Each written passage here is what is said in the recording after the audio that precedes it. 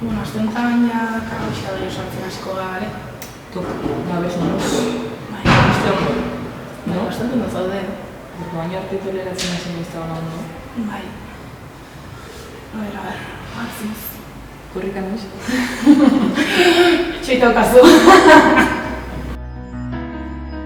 Realan kontra izan zen Ipuruan, derbian, eta izan zen, etzan izan ez entrada baten ondorioz, gestu txar baten ondorioz, izan zen ni bakarrikan lurretikan altzan itzala da apoio batean pintxazoa bezala somatu nun, eta hortikan aurrea baina ezin nun eskorrika egin, ezin nun ondo ibili eta mila sentitzen nun, eta 60. minutu erola izan zen, eta aldaketa eskatu nun, justu aldatu intzidaten, eta hori, orduztik aurrea azkenen sentsazioak hori izan zian, molestiak egin da, ariketak egiten da mina eta zelaira joan izan probatzea gogoratzen nahi egun batean, eta ezin nun. Ikusi genuen hor zoze zehola, nik genuen espero ezer, porque txorkatia ondo zeon, etzan more jarri, etzan ez pixkat handitu zen, baino ondo. Egia suerti aukietela alde hortatik lesioetatik ez detela lesio larrik edo leuki, eta lehenengo aldia dela zelaitik kanpo hainbeste denbora geldik nahona, ebakuntza batea sartu naizena eta lesio importante bat dakatena. Azkenean jokalari batentzako zaila da zelaitik kanpo egotia eta gimnasioan sartuta egotia.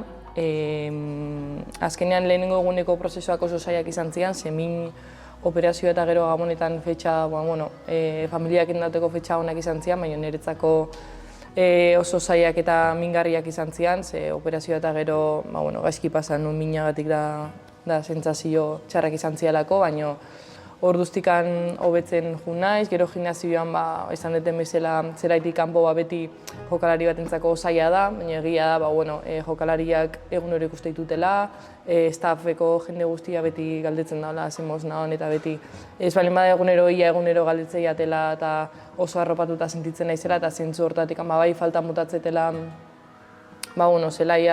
zelaian entrenatu, zelaiko girua, bestuarioko girua, viajeak, partiduak, baina hain txe bertan autokatzea eta hori iritsiko da. Oso askokin nago, prozesua luzea da, pazientzia asko uki berda eta nik pazientzia ez dakat asko. Orduan zaila egite zait, baina bakit momentu iritsiko ala, pixkanaka aurrekan joala, iritsiko ala momentu hori eta gogotxu nago taldea nire jokoa aportatzeko, nire gehitzeko eta hoxe disponible oteko partiduako. Oso ezberdina dela partidu bat gerratik ikustea, baina situazio honetan enitzalako denbora askuan egon, eta azkenean oso resultado onak aideateatzen da. Pena mateit Real Madriden kontraan ez egotia eta holako garaipenak ez behaiekin zelebratzea, baina oaintxe autokatzea. Eta oso ondo ikustet ekipoa, oso defentsioki oso ondo, aurrelariak bai oso ondo. Eta horreko gogi emateit, azkenean ekipoa oso ondo dagoelako, eta nik bai momentu hauetan behaiekin nahetelako egon, futbolataz disfrutatzeko eta behaiekin ondo egoteko.